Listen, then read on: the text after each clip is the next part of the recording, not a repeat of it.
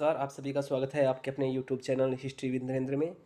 आज की इस वीडियो में एनसीईआरटी 11th क्लास के चैप्टर 9th उद्योग क्रांति के एमसीक्यू क्वेश्चन को करेंगे। आइए करते हैं वीडियो शुरू। पहला प्रश्न है, ब्रिटेन में 1780 के दशक और 1850 के बीच उद्योग और अर्थव्यवस्था का जो रूपांतरण हुआ उसे डैश कहा जाता है। तो इसे प्रथम उद्योग क्रांति कहा जाता है। नेक्स्ट क्वेश्चन है, दूसरे उद्योग क्रांति के संदर्भ में कौन सा विकल्प सही है? तो 1850 के बाद आई इस क्रांति में रसायन तथा बिजली जैसे नए उद्योग क्षेत्रों का विस्तार हुआ। बिल्कुल सही है। पहली उद्योग क्रांति के दौरान अग्रणी रहा ब्रिटेन, इस बार पिछड़ गया। बिल्कुल सही है। दूसरी उद्योग क्रांति के दौरान जर्मनी और संयुक्त राज्य अमेरिका ब्रिटेन को पिछाड़कर उससे आगे निकल गया। बिल्कुल सही है। तो दूसरी औद्योगिक क्रांति के संबंध में उपरोक्त सभी कथन सही दिए गए हैं। नेक्स्ट क्वेश्चन है, ब्रिटेन में हुई उद्योग क्रांति के संदर्भ में कौन सा विकल्प सही है? उद्योग विकास का यह चरण नई मशीनों और तकनीकियों से गहराई से जुड़ा था। बिल्कुल सही है। मशीनों तथा तकनीकों ने पहले ही हस्तशिल्प और हथकरघा उद्योगों की तुलना में भारी पैमाने पर माल के उत्पादन को संभव बनाया। बिल्कुल सही है। नेक्स्ट है, ब्रिटेन के उद्योगों में शक्ति के एक नए स्रोत के रूप में भाप का व्यापक रूप से प्रयोग होने लगा। तो उपरोक्त सभी कथन यहाँ पर सही दिए गए हैं प्रथम उद्योग क्रांति के बारे में। नेक्स्ट क्वेश्चन है, किस विद्वान ने उद्योग क्रांति शब्द का प्रयोग किया? तो जॉर्ज मिशेले और फ्रेडरिक एंजल्स ने, इन दोनों ने। राइट आंसर हो जाएगा ऑप्शन डी। नेक्स्ट है, किस विद्वान ने अर्नोल्ड टॉइनबी के उद्योग क्रांति संबंधी विचारों का समर्थन किया? तो पॉल मंटू, टी.एस. एस्टन और एरिक हॉब्सबॉम ने। इन तो उपरोक्त सभी ने टॉइनबी के उद्योग क्रांति संबंधी विचार का समर्थन किया था। नेक्स्ट क्वेश्चन है, किस दार्शनिक ने अंग्रेजी में उद्योग क्रांति शब्द का सर्वप्रथम प्रयोग 1760 और 1820 के दौरान ब्रिटेन के उद्योग विकास में हुए परिवर्तनों के लिए किया? Right answer option C, Arnold Toynbee. Next है, उद्योग क्रांति के दौरान ब्रिटेन में किसका शासन था? राइट आंसर ऑप्शन सी यहाँ पर जॉर्ज तृतीय का। नेक्स्ट है, किस विद्वान के ऑक्सफोर्ड विश्वविद्यालय में दिए गए व्याख्यान एक पुस्तक में lecture on the industrial revolution in England, popular addresses, notes and other fragment, तो ये किस नाम से प्रकाशित हुए हैं? किसके नाम से? इसके राइटर कौन है? Right answer option B, Arnold Toynbee. Next है, विश्व का पहला देश डैश था जिसने सर्वप्रथम आधुनिक उद्योग क्रांति का अनुभव किया था? राइट आंसर है ऑप्शन सी, ब्रिटेन। नेक्स्ट है, निम्नलिखित में से ब्रिटेन का हिस्सा नहीं है? तो स्विट्जरलैंड ब्रिटेन का हिस्सा नहीं है। वेल्स, इंग्लैंड और स्कॉटलैंड मिलकर ब्रिटेन बनाते हैं। नेक्स्ट है, किस विद्वान ने उद्योग क्रांति का उत्सव मनाया जब इंग्लैंड छोटी छोटी मशीनों और कल पुर्जों की बाढ़ से अपलावित हो गया था? राइट आंसर है option B, T S. Ashton. Next है, उद्योग क्रांति से संबंध कविता द डिजर्टेड विलेज, उजड़ा गांव, की रचना किसने की थी? तो राइट आंसर है ऑप्शन ए, ओलिवर गोल्डस्मिथ ने। नेक्स्ट है, बैंक ऑफ इंग्लैंड जो देश की वित्तीय प्रणाली का केंद्र था, की स्थापना कब हुई?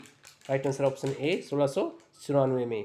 नेक्स्ट है, चारकोल क्या है? तो चारकोल लकड़ी का कोयला होता है।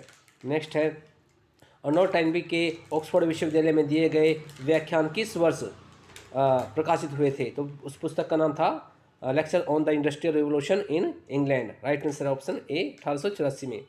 नेक्स्ट है, उद्योग क्रांति के ब्रिटेन में सर्वप्रथम प्रारंभ होने के कारण थे? संपूर्ण ब्रिटेन में एक ही प्रकार की राजतंत्रात्मक शासन प्रणाली थी। बिल्कुल सही है। कोयला, लोहे, शक की बहुत आयतायत में उपलब्धता, ये भी सही है। परिवहन हेतु नदियों व रेल यातायात का विकास, ये भी सही है। तो सभी कथन सही दिए गए हैं। नेक्स्ट है, सर्वप्रथम ब्रिटेन में उद्योग क्रांति आरंभ होने का प्रमुख कारण था?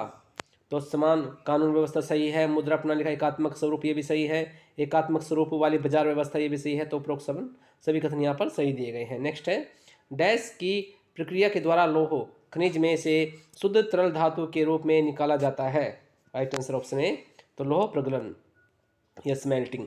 नेक्स्ट है, लौह प्रगलन प्रक्रिया में प्रयुक्त चारकोल से किस समस्या का सामना करना पड़ा? तो लंबी दूरी तक ले जाने की प्रक्रिया में काठ कोयले का टूटना, बिल्कुल सही है। चारकोल की अशुद्धताओं के कारण घटिया किस्म के लोहे का उत्पादन, ये भी सही है। चारकोल का पर्याप्त उच्च तापमान पैदा न कर पाना, तो ये भी सही है। उपरोक्त सभी राइट आंसर हो जाएगा। नेक्स्ट है, धातु क्रम उद्योग में क्रांति लाने वाले लौह उस्ताद डर्बी परिवार का संबंध किस क्षेत्र से था? तो श्रॉपशायर के रहने वाले थे। नेक्स्ट है, उद्योग क्रांति के दौरान ब्रिटेन के एक परिवार के 3 पीढ़ियों ने धातु क्रम उद्योग में क्रांति ला दी थी, वह परिवार था, तो वह परिवार डर्बी परिवार था। धवन भट्टी ब्लास्ट फर्नेस का आविष्कार किसने किया था? अब्राहम डर्बी प्रथम ने। इंपॉर्टेंट है। नेक्स्ट क्वेश्चन है, किस आविष्कार में सर्वप्रथम कोक पत्थर का कोयला का इस्तेमाल किया गया था? राइट आंसर ऑप्शन बी, दमन भट्टी में। नेक्स्ट है, कोक पत्थर का कोयला का प्रयोग उद्योग में प्रयोग से कौन सा महत्वपूर्ण लाभ हुआ? तो कोक की उच्च ताप उत्पन्न करने की क्षमता सही है। काठ कोयले पर निर्भरता खत्म हो गई, बिल्कुल सही है। कोक प्रयोग के बाद भट्टियों से निकलने वाले पिघले हुए लोहे से पहले की अपेक्षा अधिक बढ़िया और लंबी ढुलाई की जा सकती थी। सभी तो उपरोक्त सभी यहाँ पर सही कथन दिए गए हैं। नेक्स्ट है, निम्न में से किसने ढलवा लोहे से पिटवा लोहे का विकास किया जो कम भंगुर था? तो right answer option B, Abraham Darby द्वितीय।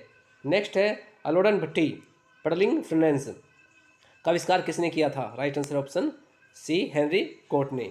नेक्स्ट है, बेलन मिल रोलिंग मिल का आविष्कार किसने किया? राइट आंसर है ऑप्शन ए, हेनरी कोट ने।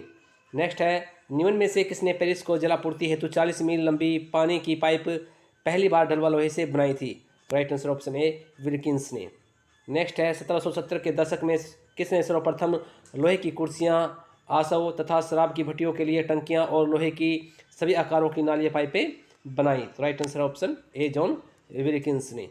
नेक्स्ट है, स्वतंत्रता समानता भ्रातृत्व का आदर्श किस क्रांति की देन है? राइट आंसर ऑप्शन ए, फ्रांसीसी क्रांति की देन है।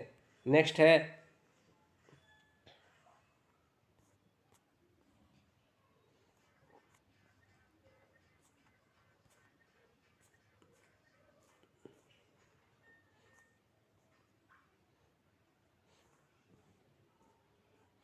पिंगले लोहे से अशुद्धि दूर करने के उद्देश्य से हेनरी कोट ने किसका आविष्कार किया था? राइट आंसर ऑप्शन सी, अलोडन भट्टी। तो अलोडन भट्टी किस लिए बनाई गई थी? पिंगले लोहे में से अशुद्धि दूर करने के उद्देश्य से। नेक्स्ट है, हेनरी कोट का वह आविष्कार जिसमें परिशोधित लोहे से छड़ें तैयार करने हेतु भाप की शक्ति का इस्तेमाल किया जाता था, निम्न में से कौन सा है? राइट आंसर है ऑप्शन ए, बेलन या रोलिंग मिल। नेक्स्ट है, 1779 में विश्व में सबसे पहला लोहे का पुल कोलब्रुकडेल में किसने बनाया था? तो राइट आंसर है ऑप्शन अब्राहम डर्बी तृतीय, ऑप्शन बी राइट हो जाएगा। नेक्स्ट है, विश्व का पहला लोहे का पुल कोलब्रुकडेल में किस नदी पर बनाया गया था? राइट आंसर है ऑप्शन ए, सेवरन नदी पर। नेक्स्ट है, उद्योग क्रांति के दौरान ब्रिटेन के लोहे उद्योग के क्षेत्र में हुई उन्नति के संदर्भ में कौन सा विकल्प सही है? तो ब्रिटेन में लोहा उद्योग कुछ खास क्षेत्रों में कोयला खनन और लोह प्रगलन की मिलीजुली इकाइयों के रूप में केंद्रित हो गया, सही है। ब्रिटेन में एक ही द्रोणी क्षेत्र, यहाँ तक कि एक ही पट्टियों में उत्तम कोटि का कोकिंग कोयला और उच्च स्तर का लोह खनिज साथ साथ पाया जाता था, बिल्कुल सही है।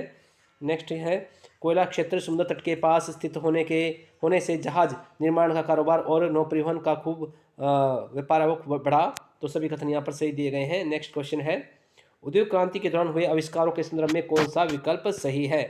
तो धवन भट्टी का आविष्कार अब्राहम डर्बी प्रथम ने किया, अलोडन भट्टी का आविष्कार हेनरी कोट ने किया, स्पिनिंग जेनी का आविष्कार जेम्स हर्गिज ने किया था।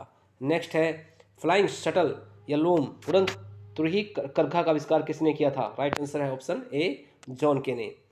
नेक्स्ट है, उद्योग क्रांति के दौरान ब्रिटेन में विकसित लोह उद्योग के संदर्भ में कौन सा विकल्प सही है? तो ब्रिटेन के लोह उद्योग ने 1800 से 1830 के दौरान अपने उत्पादन को चौगुना बढ़ा लिया, बिल्कुल सही है। ब्रिटेन को लोह उद्योग का उत्पादन पूरे यूरोप में सबसे सस्ता था, बिल्कुल सही है। 1848 तक ब्रिटेन द्वारा पिघलाए जाने वाले लोहे की मात्रा बाकी सारी दुनिया द्वारा कुल मिलाकर पिघलाए गए लोहे से अधिक थी, तो ये भी कथन सही है। राइट आंसर ऑप्शन डी, उपरोक्त सभी। नेक्स्ट है, अब्राहम डर्बी तृतीय के ब्रिटेन में लोह उद्योग में दिए गए योगदान के संदर्भ में कौन सा विकल्प सही है? तो विलियम डर्बी तृतीय ने 1779 में विश्व में पहला लोहे का पुल बनाया था, बिल्कुल सही है। यह पुल कोक ब्रुकडेल में सेवरन नदी पर बनाया गया था, ये भी सही है। धबला लोहे से निर्मित इस लोहे के पुल वाला इलाका आगे चलकर अरेनी ब्रिज नामक गांव से विकसित हो गया था, तो सभी कथन सही दिए गए हैं। नेक्स्ट क्वेश्चन है, स्पिनर या स्प्रिंटर शब्द का प्रयोग किसके लिए हुआ है? राइट आंसर है ऑप्शन ए, धागा काटने वाले के लिए। नेक्स्ट है, 1765 में स्पिनिंग जेनी कताई मशीन नामक मशीन जिस पर अकेला व्यक्ति एक साथ कई धागे काट सकता था, आविष्कार किसने किया? राइट आंसर है ऑप्शन बी, जेम्स हरग्रीव्स ने। नेक्स्ट है 1769 में वाटर फ्रेम नामक मशीन जिससे पहले से अधिक मजबूत धागा बनाया जाना संभव हुआ का आविष्कार किसने किया? तो वाटर फ्रेम का आविष्कार आर्कराइट ने किया था। नेक्स्ट है पावर लूम शक्ति चालित करके का आविष्कार किसने किया? राइट आंसर है ऑप्शन बी एडमंड कार्टराइट ने। नेक्स्ट है उद्योग क्रांति के दौरान हुए आविष्कार और वर्ष को सही सुमेलित कीजिए। तो इसमें स्पिनिंग जेनी 1769 होना चाहिए इसमें। तो आप यहाँ से स्पिनिंग जेनी 1733 में और वाटर फ्रेम 1765 में और इसके बाद है वाटर म्यूल 1769 में, स्पिनिंग जेनी 1733 में और वाटर फ्रेम 1765 में, म्यूल 1769 में और पावर लूम 1779 में। सॉरी यहाँ पर मैंने गलत बोल दिया है। उड़न ए के साथ 5 उड़न तुरी त्रिघा 1765 में, स्पिनिंग जेनी 1733 में और वाटर फ्रेम 1769 में, व म्यूल 1779 में और पावर लूम 1787 में। नेक्स्ट है राइट आंसर हो जाएगा ऑप्शन ए। नेक्स्ट है सैमुअल क्रॉम्पटन ने किसका आविष्कार किया था? तो सैमुअल लगभग एक जैसा ही बोलने में लग रहा है, म्यूल, सैमुअल और म्यूल। राइट आंसर ऑप्शन ए। नेक्स्ट है यहाँ पर मैच करना है तो ए के साथ 4 सैमुअल वाटर फ्रेम, तो इसमें आ जाएगा Richard Arkwright, power loom Edmund Cartwright, spinning jenny James Hargreaves और फ्लाइंग शटल जॉन के। तो इस प्रकार से राइट आंसर हो जाएगा ऑप्शन ए। नेक्स्ट है इनमें में से किसने दस्तावेजों की नकल तैयार करने के लिए एक रासायनिक प्रक्रिया का आविष्कार किया था? Right answer option A James Watt ने। नेक्स्ट क्वेश्चन है उद्योग क्रांति के दौरान वस्त्रों के क्षेत्र में हुए आविष्कारों का सही क्रम लगाइए। तो सबसे पहले फ्लाइंग शटल, फिर spinning jenny, water frame, mule, सबसे बाद में पावर लूम, इनका आविष्कार हुआ था। नेक्स्ट है उद्योग क्रांति के दौरान किस आविष्कार के साथ ही कपड़ा उद्योगों में मशीनों के आविष्कार का दौर समाप्त हो गया? राइट आंसर ऑप्शन ए पावर लूम, ये सबसे अंतिम आविष्कार माना जाता है। पावर लूम शक्ति चालित कर्गा के संदर्भ में कौन सा विकल्प सही है? तो इसका आविष्कार कार्टराइट ने 1787 में किया था। पावर लूम से किसी भी तरह के धागे से बुनाई की जा सकती थी, बिल्कुल सही है। धागा टूटने पर यह अपने आप काम करना बंद कर देता था। तो उपरोक्त सभी कथन सही दिए गए हैं पावर लूम के संबंध में। नेक्स्ट है डैश के दशक से कपड़ा उद्योग में नई नई मशीनें बनाने की बजाय श्रमिकों की उत्पादकता बढ़ाने पर अधिक ध्यान दिया जाने लगा। राइट आंसर ऑप्शन सी 1830 के दशक से। नेक्स्ट है निम्न में से कौन सा उद्योग प्रमुख रूप से कारखानों में काम करने वाली स्त्रियों तथा बच्चों पर बहुत ज़्यादा निर्भर था? राइट आंसर ऑप्शन बी वस्त्र उद्योग। नेक्स्ट है डैश के विषयों में सर्वत्र यांत्रिक ऊर्जा के सूचक के रूप में काम में लिया जाता है? तो राइट आंसर ऑप्शन ए असव शक्ति, हॉर्स पावर को। नेक्स्ट है लुडिज्म आंदोलन 1811 से 1817 किसके नेतृत्व में चलाया गया था? तो इसके नाम से पता लगता है नेड लुड के द्वारा चलाया गया था। तो दोस्तों आज के वीडियो में इतने ही। नेक्स्ट क्वेश्चन हम पार्ट 2 में लेकर आएंगे। धन्यवाद।